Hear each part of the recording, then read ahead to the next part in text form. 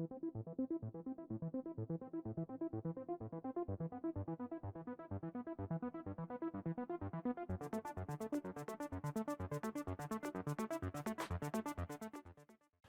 everyone, welcome back to the range. My name is Matt, also known as the King of Armor Destruction, and we have a plate to test today from way across the pond in the land that nobody likes right now because they're trying to beat up the Ukraine. This is a Russian piece of body armor, Granit 6B45 or GOST, G-O-S-T 6A. The Russians have a separate body armor standard that is completely different than our NIJ standards that you would find in the United States. This plate has been tested by a few other YouTubers. Mr. Oxide is one of them who did a really good job testing it. For our plate dimensions, we are 10.5 by 12.5.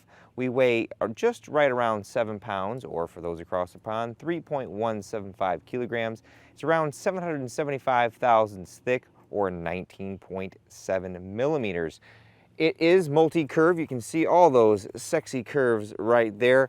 We'll put a shot of the back side of the plate. I do not speak or read Russian, so if someone is well versed in the Russian language, could translate any of the back of this panel, that would be much appreciated. But I do believe this is 6B43 right here, and that's about all I can decipher. Now, if this is the first time you're over here watching an armor test on my channel, we do things completely different than a majority of other YouTubers when it comes to demoing body armor. Since this is rifle armor, we shoot at 45 feet. That is the official NIJ testing distance. We also shoot at 0 degrees because that represents a worst case scenario. Since this plate employs a ceramic strike face per the NIJ, we've gone ahead and dropped it on its face 2 times as a preconditioning test. Now, because of the polyurea or Linex style coating that makes up the outer shell of this plate, I cannot tell if there is any drop face foam protectant on this plate and how much of the ceramic extends all the way to the edge. As part of our NIJ drop test protocol, I do mark a DT on any plate that we have drop tested, and to further, afterwards we do a torque test. That's where you take each side of the plate and you apply opposing pressure to try to flex the plate, and you listen for any cracks. If I don't hear any cracks, I mark it with a TQ. If I hear cracks, I mark it with a C, and this particular model passed our torque test. I didn't hear any cracking. We also use a giant clay briefcase filled with Roma Plastilina #1 clay that acts as our compressible media. Again, the NIJ labs will heat that up and they drop a ball on it to certify it. Out here in my backyard, we're not going to do any of that. It's around 80 to 85 degrees outside today, so the clay is going to be warm, and it's just going to give us a general representation of what back face could potentially be. If we see a giant divot that's like 60-70 millimeters, we know that in an actual NIJ test that would be quite a bit more. We also use a chronograph whenever possible because we need to know the velocity of the bullet striking the panel. We're going to shoot M2AP at this, and a lot of people use that in a surplus scenario out of 1903 or an M1 Grand, and the NIJ protocol calls for 2880 feet per second, and you won't see that out of those particular guns, so that's why we need to have a chronograph to verify those velocities. And finally, we put a spreadsheet here at the beginning that we kind of foreshadow all the threats that we're going to shoot at it. We fill it out, mark all of our penetrations, and again, we include that at the end during the teardown. I want to remind everyone that I am not an NIJ lab. Sometimes I do make mistakes out here where I'll put a shot on the edge or completely miss the plate and destroy something. So if you see a penetration occur over here at my channel, you should always defer to the manufacturer for actual accredited lab tests. And on the flip side, if you're the manufacturer and you see me stop some kind of weird threat, you should send that off to a lab to have that special rifle threat rated. Although this is a Russian surplus lab, so I'm not even sure who the manufacturer of this plate is, and they probably will never see this video. Ultimately, because this armor panel is set to Russian standards, and those are, again, completely different than NIJ standards, for me, the easiest way to test the performance of this plate is to just shoot NIJ threats at it, because that's what I have an abundance of. So I've got our M2 armor piercing. That is a 163 grain full metal jacket with a very hard and long steel core. I also have a plus P variant of it that's loaded to maximum pressure in 300 Winchester Magnum, which is what I'll be firing both of these rounds out of. This is a 24-inch TC compass, have a Yankee Hill Phantom M2 up front.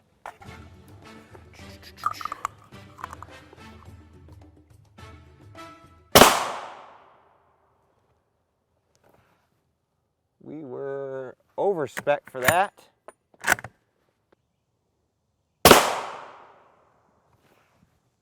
That one was smoking hot. As I mentioned from looking at other people's testing videos, our strike face is alumina and it's been doped with something to make it a brown color. Not sure how well you can see that from that little guy right there. But our standard pressure shot was right up here. Then our plus P plus was down there. This is a tile array plate, meaning there are some rectangle and square tiles that make it up. And I would consider those a fair hit. Place those bets in the comments below.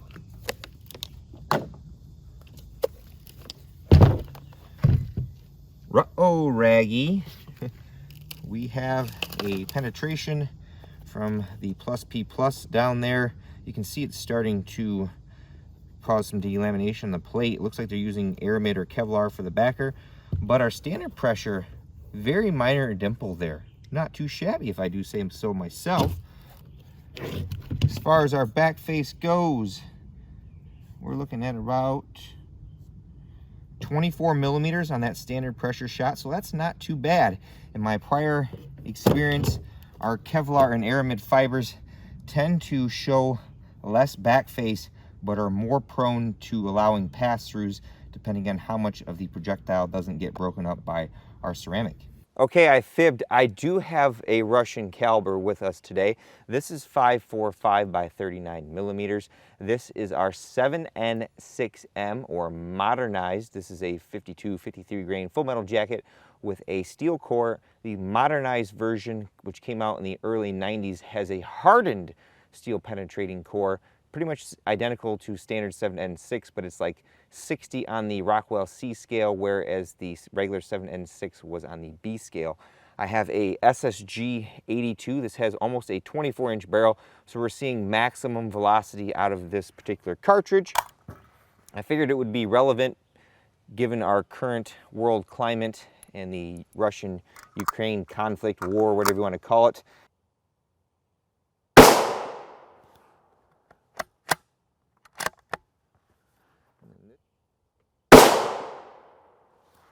And I smoked one of my straps. Now we'll switch to our 5.56 NATO. We have a 22-inch TC compass with a turbo 5.56 on there. So again, maximum real-world velocity. We have M193. It's a 55 grain full metal jacket, known for popping steel armor, good against, known for popping steel armor, but polyethylene will stop it. We have M855, 62 grain full metal jacket, also known as SS109, current issue NATO round. Good for popping polyethylene plates, but steel will stop it, and most ceramic will. Then we have the U.S. Army's current issue ball round. This is M855A1, evolution of M855. This has a copper core and a larger and harder steel arrowhead tip, right around 60 on the C scale. We'll take 4 of those shots, 2 of the M855s, and 2 M193s. Pretty good velocity.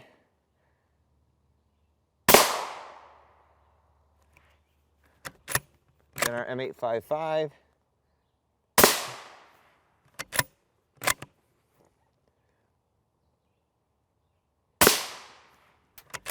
Now the A1.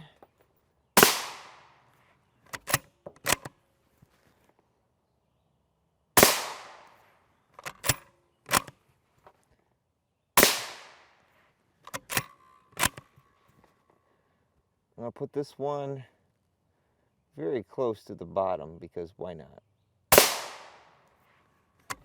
All these shots, I do believe, are considered fair hits, at least in my eyes. All's fair in love and war. Our 5.45 shot number 1 was right here. Our second shot was down here.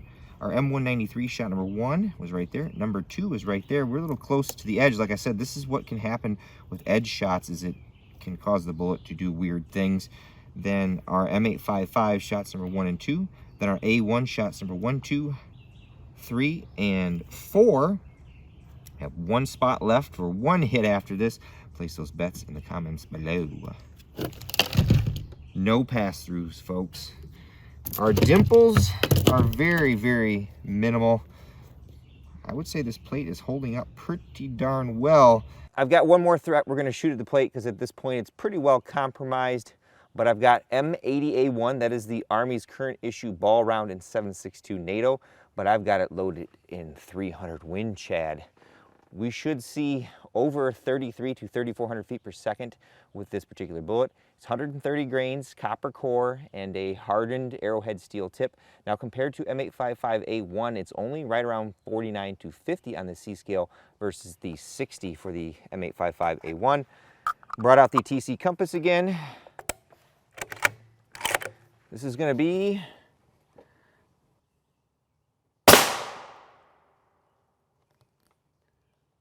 3509. Oh, here's a lot of our ceramic, what's left of it. You can see that rust brown like color there.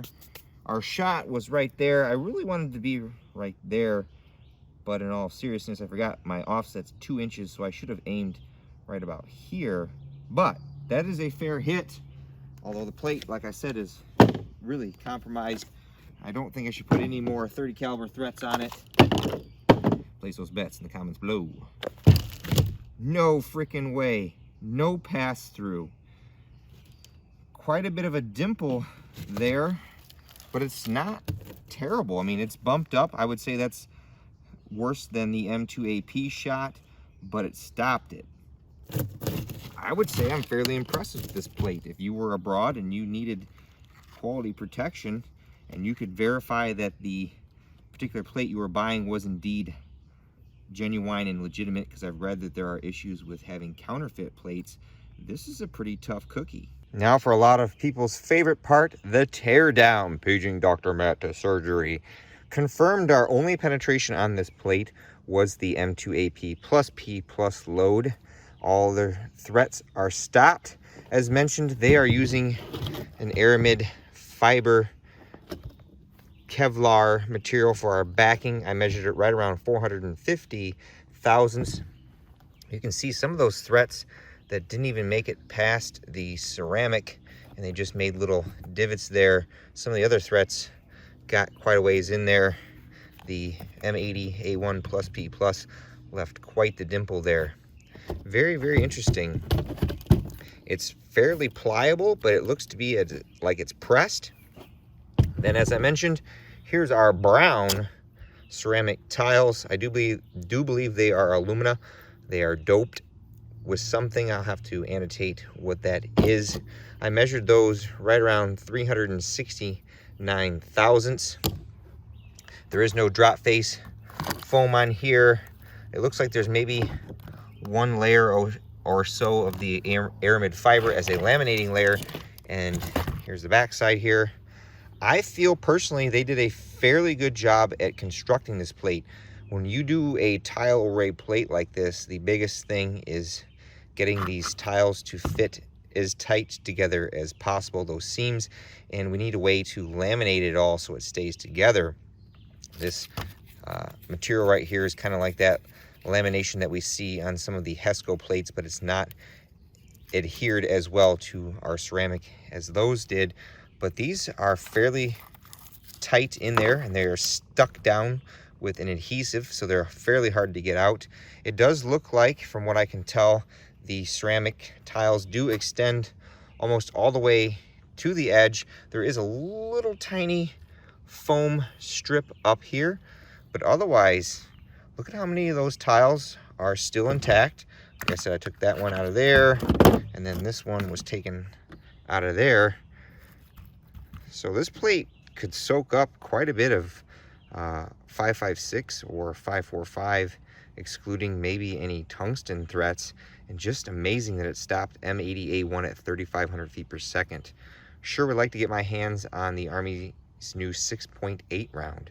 Well, folks, you certainly can't believe everything you read on the internet. It would appear that the Russians can build very capable body armor. I think the only downside is their ability to produce and field it in quantity. This particular 6A granite plate did fairly well. I don't know if the doping agent or whatever they mixed in the alumina helped these tiles perform better, but if I had to say anything, The Chinese level 4 plates that use our little square tiles like this wish they could be as good as this Granit 6A plate.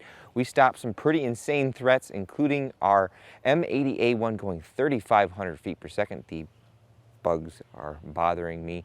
We did stop our 7N6M and our other 5.56 threats. Unfortunately, with only one plate, that kind of limits the amount of threats that I can shoot at it. With all that being said, it's time for me to get the heck out of here, but at the end of all my videos, I take a moment to thank all those who help make these possible, because there's a lot that goes into them. Number one is my Patreon and Subscribe Star fans.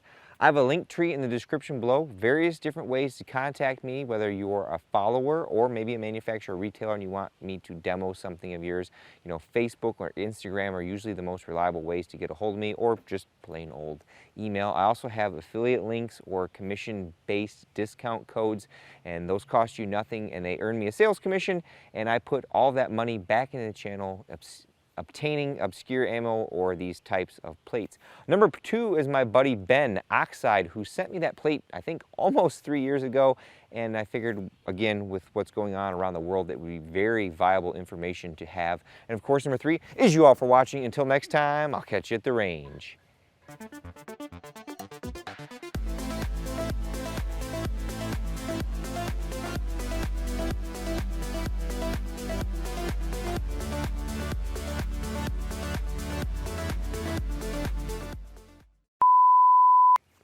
Bugs kept flying in my eyes.